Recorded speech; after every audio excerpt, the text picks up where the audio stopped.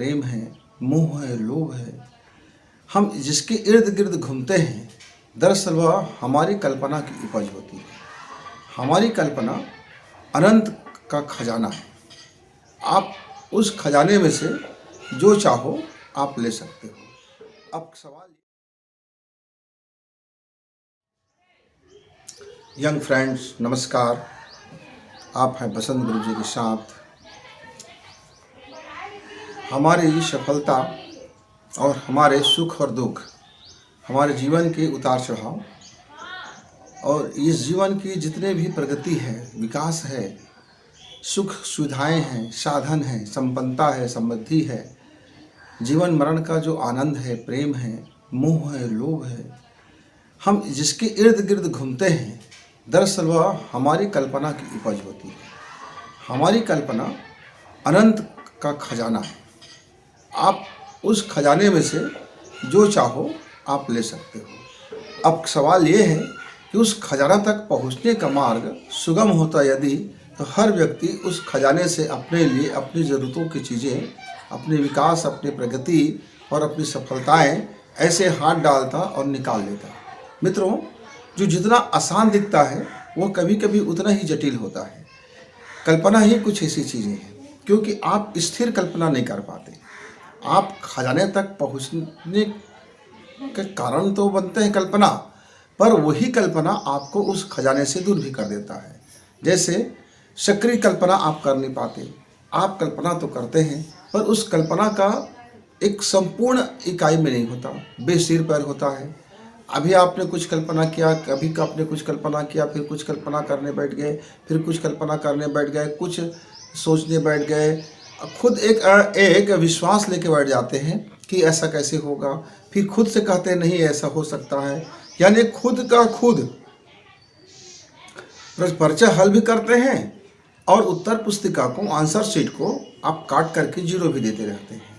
आप ढेर सारे क्वेश्चन का आंसर लिखते हैं और सभी आंसर को आप स्वयं में, नीचे में स्वयं खुद के खुद उसी आंसर को काट देते हैं, काट करके जीरो कर देते हैं। अब आप कहेंगे कि मूल्यांकन करता आपको नंबर क्यों नहीं देता। मित्र, जब आप खुद अपने ही लिखे आंसर को आप 100 नहीं कर रहे हो, खुद उसको जीरो में बदल रहे हो, खुद उसको कट फट कर रहे हो, ऐसे में कैसे आपका कोई अच्छा नंबर आ सकता है। तो सक्रिय ध्यान और सक्रिय कल्पना का एक दूसरा स्वरूप होता है सक्रिय ध्यान करना। जागे हुए, होश से भरे हुए विचार को एक सुनिश्चित संपूर्णता में, एक विचार को संपूर्णता में कल्पना करना, वो सक्रिय कल्पना कहलाता है। आप आधे अधूरा कल्पना करेंगे तो आधे अधूरा कल्पना साकार कैसे होगा मित्र, फिर वो आधे अधूरा होगा। आधे अधूरा पीड़ादायक होता है। अब मान लीजिए आपको एक बिल्डिंग बनाना है, तो उस बिल्डिंग के सारे चीज़ों की कल्पना करना होगा। जैसे एक मूवी जब बनाता है कोई फिल्मकार, तो उसका जो लेखक होता है, संगीतकार होता है, डायरेक्टर होता है, कितने यूनिट्स होते हैं उसके, लेकिन उसका प्रमुख कौन होता है? वह व्यक्ति जो कहानी को पर्दे में उतारने से पहले पूरी पर्दा में कैसे उतरेगा, ये एक एक मोमेंट को वह इमेजिंग करता है। यहाँ तक कि जब वो पैर उठाएगा तो कौन सा ध्वनि चलेगा, किस तरह के संगीत चलेंगे, किस तरह के वहाँ दृश्य स्थापित होगा, और एक दृश्य के बाद दूसरा दृश्य कौन आएगा, और एक एक पात्र कैसे हाव भाव करेंगे, कैसे बोलचाल करेंगे, कैसे उठेंगे बैठेंगे, कैसे दौड़ेंगे, कैसे घायल होगा, कैसे कराही जाएगी, कैसे उसका हीरो का एंट्री होगा, कैसे वहाँ पात्रों का अपना अपना अभिनय किरदार होगा। तो आप कई बार देखते हैं कुछ मूवी में उसका जो खलनायक होता है वो बड़ा हिट हो जाता है, वो अपने किरदार को बखूबी निभा लेता है, और वही एक दूसरा जो होता है नायक का किरदार, वो नायक होते हुए भी वह उतने पॉपुलर नहीं हो पाता। आप कहेंगे कि दर्शक ने इसको पसंद किया। नहीं मित्र, वह डायरेक्टर उस जो खलनायक के पात्र को इतना जीवंत उसने कल्पना किया था और उसको उसने पर्दे में उतारने में कामयाब हो गए, इसीलिए तो उसका अक्स वैसे ही बन गया। तो मित्रों, जिंदगी में भी आप चाहे कोई भी काम करें, पढ़ने लिखने से लेकर के कारोबार तक, चाहे आप ऑफिस में काम करते हो, कंपनी में काम करते हो, कहीं भी काम करते हो, एक मुकम्मल कल्पना यदि आप करेंगे, एक 100 की कल्पना आप करेंगे कि मुझको भविष्य में आने वाले समय में आपको क्या बनना है, आप वो बन चुके हो, आप किस तरह से कार्य कर रहे हो, आपका एक एक मोमेंट जैसे एक मूवी में आता है, वैसे ही यदि आप कल्पना करने में आप कल्पना को आप कर लीजिए, एक वैसे ही आप एक कल्पना कर लीजिए, आप देखेंगे कि आपकी ज़िंदगी ठीक वैसा ही हो गया है। लेकिन होता क्या है, हमारे अधिकांश मित्रों का आता है कि गुरुजी मैं ये करना चाह रहा हूँ, मैं ये करना चाह रही हूँ, पर ऐसा करती वैसा होती नहीं है, ऐसा होता नहीं है, वो मेरे बड़े ख़राब हो गए हैं, मेरे भविष्य बड़े संकट में हैं, मेरे फ्यूचर बड़े खराब ये हो गया है, मैं ये मुझको लोग समझा रहे हैं। हाँ, ये जो लोग हैं, ये जो समाज के लोग हैं, वो अपने दृष्टिकोण से आपके मनों में वो तमाम बातें भरने की कोशिश करेंगे। आपको वहाँ अपने कानों को सुनते हुए भी नहीं सुनना है। कोई किसी की सलाह, किसी की मशवरा आपकी सक्रिय कल्पना को बर्बाद कर सकता है। आप कुछ ऐसा समझ लीजिए, आपने एक बहुत शानदार महल बनाया और अलग अलग लोग आए और सब ने कहा कि यहाँ कुछ ऐसा होना था, कुछ ऐसा होना था, कुछ ऐसा होना था, कुछ ऐसा होना था, एंट्री गेट कुछ ऐसा होना था, रंग रोगन कुछ ऐसा होना था।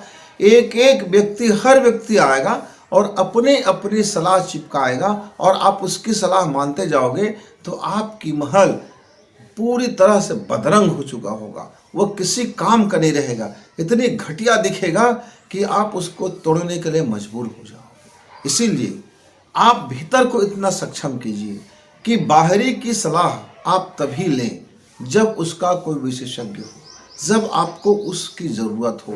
जैसे मित्र, हम एक घर बनाते हैं तो हम एक इंजीनियर से कहते हैं कि भैया ये मेरी ज़मीन है और ये इतनी मेरी औकात है, इतना मेरा बजट है और ये मेरा ड्रीम है, मैं कुछ ऐसा मकान चाहता हूँ। वो इंजीनियर एक ड्राइंग बना के दे देता है, आर्किटेक्ट। फिर वो बिल्डर्स को समझा देता है कि देखो ऐसा ऐसा पैमाने पर इतना इतना बनेगा। फिर वो बिल्डर्स का जो इंजीनियर होता है वह मिस्त्री को समझा देता है कि देखिए भाई यहाँ इतने इतने इंच का इतना इतना होगा, ऐसा ऐसा मसाला होगा, ये डिज़ाइन है। और वो निर्माण कार्य होते रहता है तो बीच बीच में निरीक्षण करने आता है और वह बीच बीच में आपसे पूछता है कहीं कोई बदलाव तो नहीं करना है, अभी इसकी बात बन जाएगी। तो यदि आप मकान बनते समय आपको लगता है कि मेरा यहाँ डिजाइनिंग थोड़ी गलत हो गया है, मुझको थोड़ी इसमें बदल लेना चाहिए, तो आप वहाँ संशोधन कर सकते हैं। अब धीरे धीरे पूरा बिल्डिंग बन गया, पूरी बिल्डिंग के रंग रोगन हो गया, टाइल्स लग गए, सारा चीज़ हो गया, उद्घाटन तैयार है। अब मेहमान आ गए, अब सारे मेहमान अपने अपने हिसाब से आपके घर का मूल्यांकन करेंगे। हर कोई उसमें ये खराबी है ये बताएगा, इसके जगह ये होना चाहिए था ये भी बताएगा, इसको ऐसा करना चाहिए ये भी बताएगा। तो ये ऐसा करना चाहिए ये बताने वाले व्यक्ति आपको अंत में बताते हैं और आप यदि उसके बात मान गए तो फिर आपका मकान का हो गया मित्रों। इसी तरह से आप अपनी जब ज़िंदगी बनाते हैं, आप एक बिल्डर की एक भूमिका में जब आते हैं तो आप अपने लाइफ अपने अनुकूल बनाइए।